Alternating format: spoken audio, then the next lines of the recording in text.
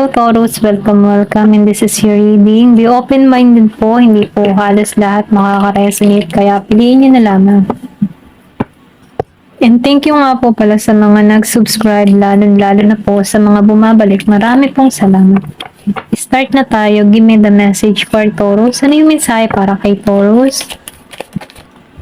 Meron ka dito mutable. So, nakikita ko dito, once na meron kang, alam mo yung alalahanin, so, minumong kayo sa'yo dito, na i-surrender mo. Kung nahihirapan ka sa isang sitwasyon, yan, pasensya na, utal ako.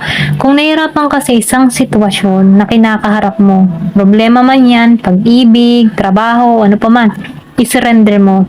Kumbaga, huwag kang patangay sa mga masasakit na karanasan na dinadanas mo.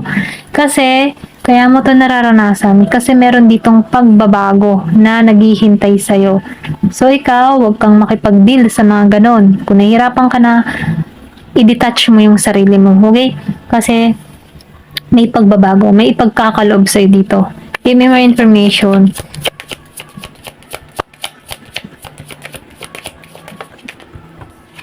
Meron ka ditong Chiron. So, nakikita ko dito, yung iba sa inyo nasaktan. Yung pain na nararanasan mo, meron niyang healing na magaganap sa'yo. After the pain, meron ditong magandang magaganap. Kung nasasaktan ka man sa panahon ngayon, darating at darating yung araw na mawawala na to. Mabubuo mo muli yung sarili mo. Okay? Hurt and heal. Surrender. Welcoming change. So, meron ditong pagbabago na magaganap sa buhay mo. Give me more information. Ano pa yung mensahe? Kasi once na nakatuon tayo sa pain, mahirap tayong makalaya sa isang sitwasyon. Kaya palayain mo, i-let go, i-release mo to. Meron ditong Venus. Yan, may Venus. So, meron ditong give and receive. So, nakita ko rin dito kasi once na nag-give ka, meron ka ding marireceive dito. Kumbaga, give and take lang. Meron ka ditong marireceive na bagong pag-ibig. Na kung saan, mahanap nito yung kagandahan mo, kung ano yung value mo, kung ano yung halaga mo. Makikita ng tao nito. Kasi, para kang perlas Perlas ng silangan. Merong halaga. Okay? So, itong tao nito, makikita nito yung halaga mo. Ngayon. Give me more information. Yun na po yung mensahe.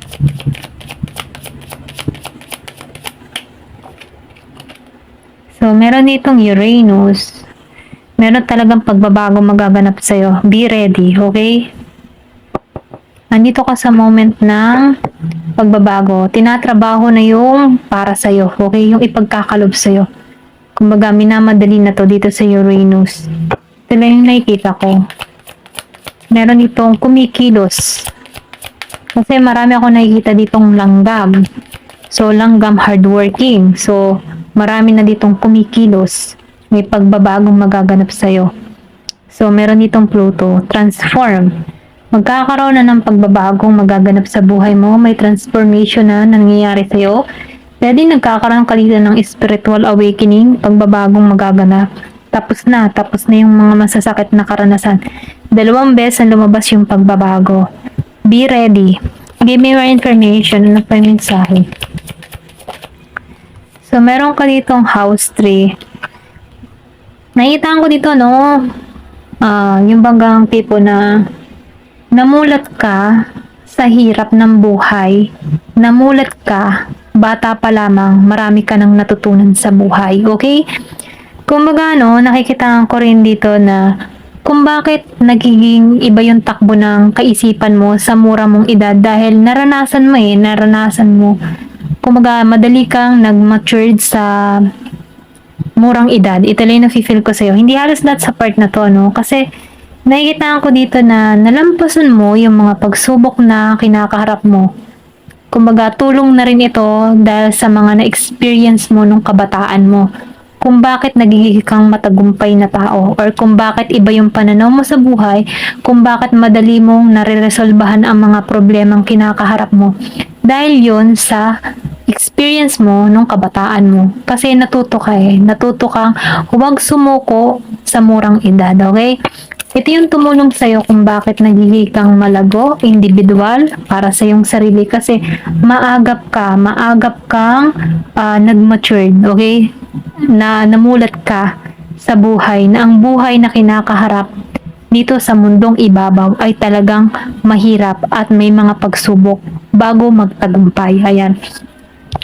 So, meron ditong Pisces. So, nakikita ko rin dito, no, yung iba sa inyo, malakas yung instinct, yung intuition. Kumbaga, yung intuition mo or yung kutob mo, ito yung parang sabihin natin na advance mo sa iba. Kasi meron kang gift, meron kang kakayahan. Kaya kaya mong malaman kung sino yung totoo sa'yo at kaya mo ding maiwasan or kaya mo din maiwasan kung ano yung makakabuti or makakasama para sa'yo. Okay? Kung magano ginagamit mo dito yung instinct mo. Ito lang na-feel ko. Give me more information. Then, na-feel ko din dito, maybe magaling kang bumasa ng tao. Okay? Yung tipo na halimbawa, kung ikaw ay may ginugusto sa isang tao, nababasa mo kung ano yung katangian nito, kung ano yung pag-ugali nito, kung makakasundo mo man ito, ganun ba? Ito rin nararamdaman ko. Then, nakikita ko rin dito, masyado kang reserve or sabihin natin, masyado kang protektado para sa sarili mo. Hindi mo binibigyan ng, ayun bang tipong may limit ka para sa sarili mo. Hindi mo pinakikita lahat-lahat yung information sa'yo. Pero kaya mong makipag-ugnayan sa isang tao na yung tipo na meron ka pa rin tinatago para sa sarili mo. Ganon lang yung nababibes ko dito. Give me more information. Ano pa yung mensahe? Ayan, Scorpio. So, nakita ko dito, na meron pagbabago na nagaganap sa'yo. Kumbaga, expose ka na rin kasi, ito lang na-feel ko. Marami kang nakasalamuhang tao. Okay? Kaya, maagap ka nag-transform, maagap ka rin yung parang maagap kang namulat sa mundo na maraming tukso, na naiwasan mo yung tukso, at itong mga tukso na rin ito ang nagpalago sa'yo. Okay? Merong happiness na naghihintay sa'yo dito and transformation na magaganap sa'yo dito. Ito lang yung nakikita ko. Give me more information.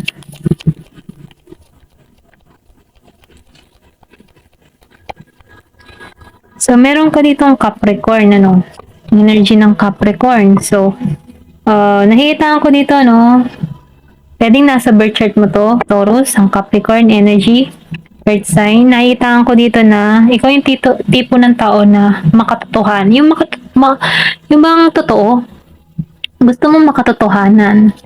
Ayaw mo nang peke. Kumbaga meron kang sinusunod na step or meron kang paniniwala or meron ka sariling paniniwala, Nafe-feel ko dito yung pagiging mo, meron kang, once na may ginusto ka, talagang kinukuha mo. Meron kang ambisyon. Kaya lang, hindi ka nagmamadali dito. Kasi nafe-feel ko dito na merong divine timing para sa'yo, okay? Tinan pa natin. Give me the message. Ano pa yung mensahe sa'yo?